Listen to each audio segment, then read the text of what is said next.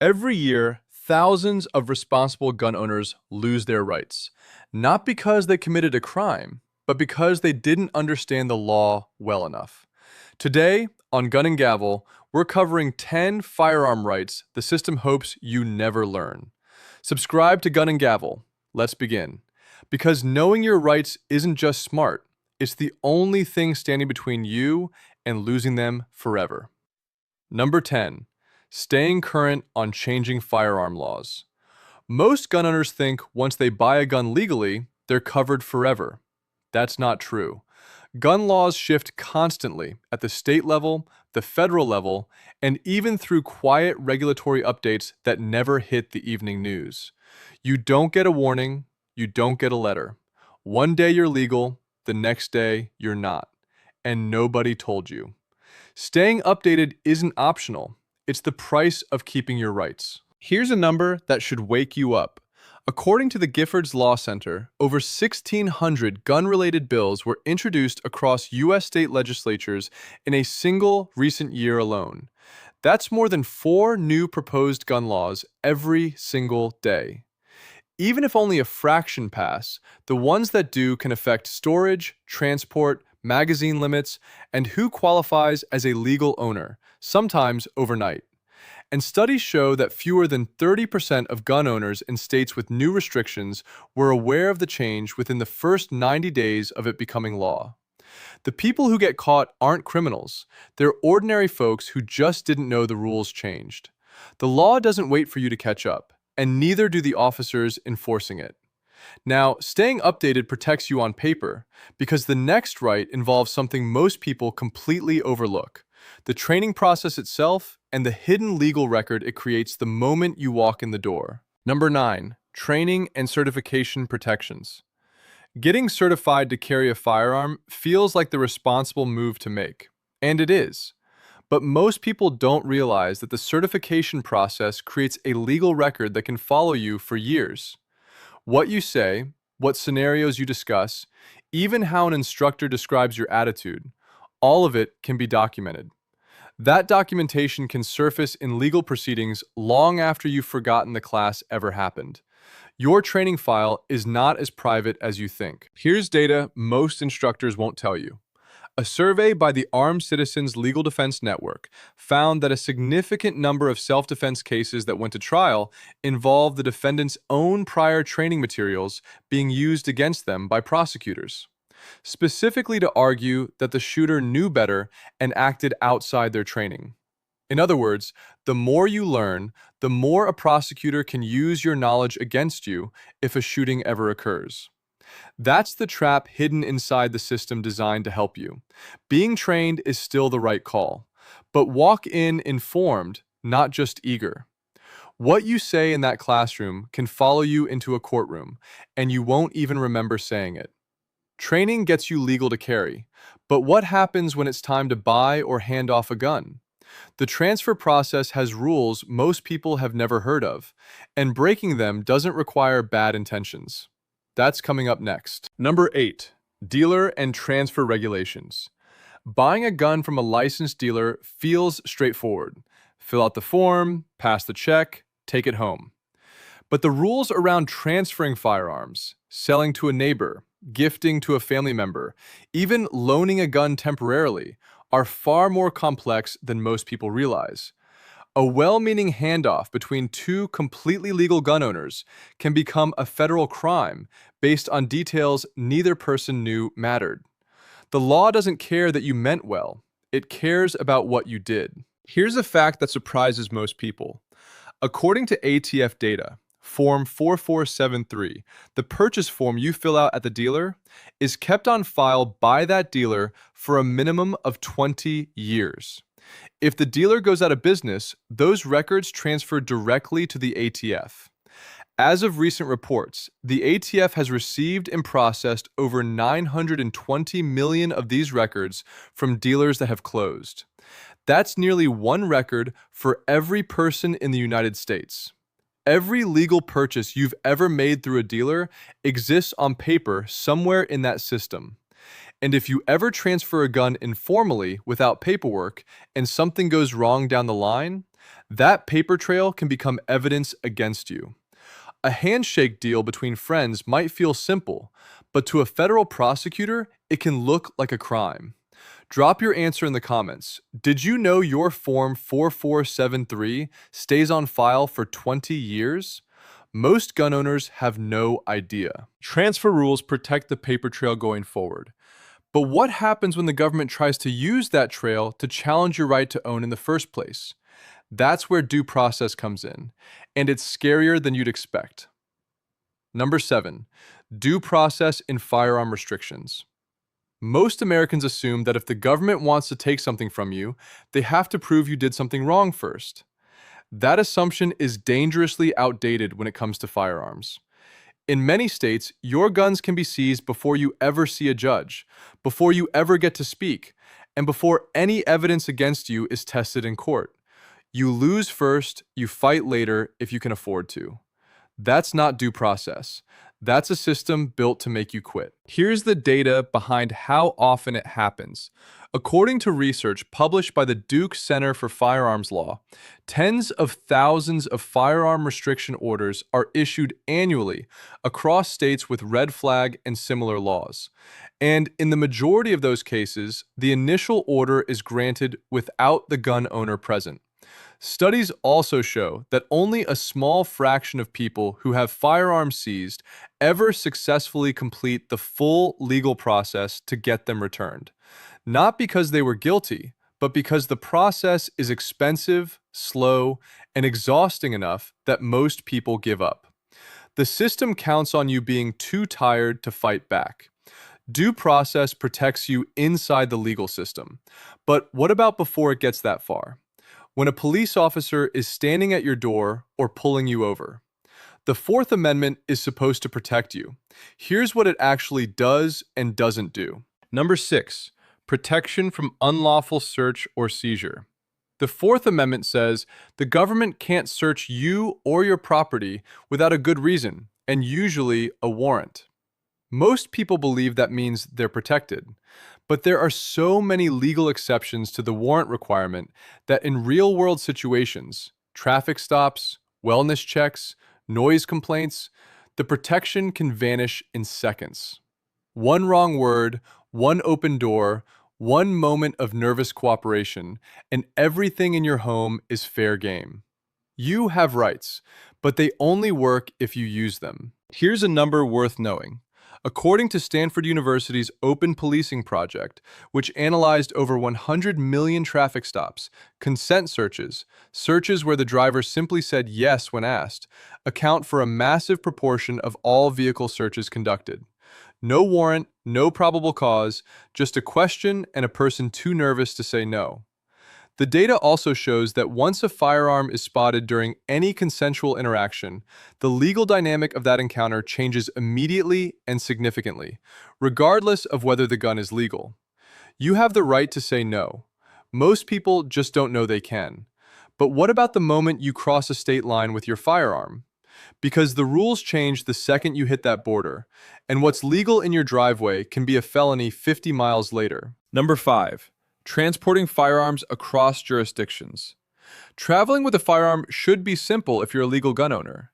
Federal law, specifically the Firearm Owners Protection Act, was written to make sure you could travel freely with your legally owned gun between states where possession is legal. But certain states treat that federal protection not as a stop sign against arresting you, but as something you have to prove in court after they've already locked you up. The travel is legal, the arrest happens anyway. And then the punishment becomes the process itself. Here's what the data shows about how often this goes wrong. According to legal records analyzed by the Firearms Policy Coalition, New Jersey alone has seen hundreds of out-of-state travelers arrested for firearm possession during otherwise routine traffic stops. The majority of them with no criminal history and firearms that were entirely legal in their home states.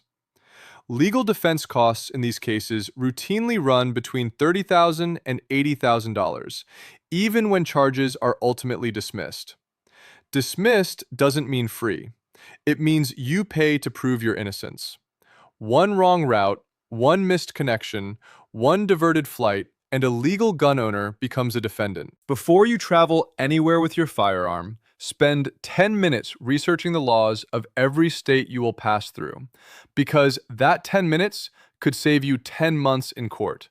And remember, a federal law that protects you on paper means nothing if the state you're standing in decides to arrest you first and let the courts sort it out later. Have you ever driven through a state not knowing if your gun was legal there?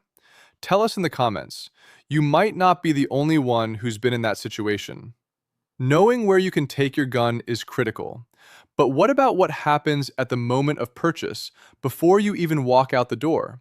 Because your privacy during that transaction is not as protected as the gun store counter might make you feel. Number 4, privacy during firearm purchases. When you walk into a gun store, fill out your form, pass your background check, and walk out legally. It feels like a clean, private transaction, but that moment generates more personal data than most people realize, stored in more places than most people know, for longer than most people would be comfortable with. Your purchase history, your identifying information, your specific firearm details. They exist in a paper and digital ecosystem that can be accessed, compiled, and acted on in ways the law was never designed to fully address. Here is real data that matters here. A 2022 report from the House Oversight Committee revealed that the ATF had received and retained records on over 54 million gun transactions in a single recent year from dealers who had gone out of business, far more than previously disclosed publicly. Critics from both parties raised concerns that this was functioning as a de facto national gun registry, which federal law explicitly prohibits. Separately, a Pew Research study found that 53% of gun owners said they were either unaware of or unsure about what data was retained after a background check cleared. What you don't know about your own purchase record can hurt you. The transaction ends at the counter, but the record never does. And in a political climate where gun laws shift quickly, that permanent record of what you own can become the starting point for what they come to take. Your purchase record is one layer of your legal exposure, but there's a layer that matters far more in the moment. The laws that define exactly when and how you can legally defend yourself with that firearm. And those laws are very different depending on exactly where you're standing. Number 3, self-defense protections explained. Most gun owners carry because they want to protect themselves and their families. That's a completely reasonable and legal purpose. But the legal definition of justified self-defense is specific, technical, and different in almost every state. A shooting that is completely justified in one state can be prosecuted as manslaughter in another. Understanding where the law protects you is not optional. It is the difference between going home and going to prison. Here's a data point that should stick with you. According to the National Self-Defense Survey, conducted by researchers at Florida State University, approximately 1.7 million defensive gun uses occur in the United States every year. But a separate analysis of criminal court records by the National District Attorneys Association found that even in cases where self-defense was the stated justification, a significant percentage still resulted in prosecution, particularly in states without stand-your-ground protections. Being right is not the same as being legally protected. You need to know your specific state's threshold before the moment arrives. The law is on your side, but only if you know exactly what the law says. A firearm without legal knowledge is only half the protection you think it is. Surviving the threat is step 1. Surviving the prosecution that follows is the battle most gun owners never prepared for. Self-defense law tells you when you can act. Storage law tells you how you have to live in between those moments. And the rules around storage are tightening in ways that can turn your own bedroom into a legal trap. Number 2, safe storage laws and responsibilities. Safe storage sounds like common sense, and in many ways it is. But state storage laws have evolved in ways that directly conflict with the practical reality of home defense. In some states, your legally owned firearm must be locked up anytime it is not physically on your person, meaning a bedside gun for home defense could technically be a violation while you sleep 6 inches away from it. Compliance and readiness have been set on a collision course by legislators who, in many cases, have never needed to defend their own home in the middle of the night. Here's what the data actually shows about storage and safety outcomes. A study published in the Annals of Internal Medicine found that safe storage laws were associated with reductions in youth firearm incidents. Real, meaningful reductions. But the same research space also contains data from a Harvard School of Public Health study showing that approximately 60% of gun owners who live alone or without children still store at least one firearm loaded and accessible, suggesting that millions of Americans are already making a personal judgment that immediate access matters more than locked storage in their specific situation. The law and lived reality are not always the same thing. The goal is safety. The trap is not knowing exactly what your state requires and when. Ignorance of your own storage law is not a defense. It is an open door to losing everything you legally own. A storage violation in the wrong state doesn't just get you a fine. It can trigger a full review of your ownership status and put every firearm you own at risk. Here's a question for the comments. Do you think storage laws make homes safer? Or do they make it harder to defend yourself when seconds count? We want to hear what you actually think. Storage is about protecting your home day to day, but all of these rights, travel, training, transfer, storage, self-defense, rest on one thing: your basic legal right to own a firearm at all. And that foundation is under more pressure than most people realize. Number 1, your right to lawful ownership. The right to own a firearm is guaranteed by the Second Amendment and confirmed by the Supreme Court. Most gun owners know that much. What they don't know is how quietly and consistently that right is being narrowed. Not by dramatic legislation, but by small regulatory changes. Expanding definitions of who counts as a prohibited person, and administrative systems that can flag your name without a court ever ruling against you. The right exists on paper. Whether it exists in practice for you personally depends on details you may have never checked. Here is the data that tells the real story. According to FBI statistics, over 300 million background checks have been conducted since the system launched in 1998. Of those, roughly 1.5 million have resulted in denials.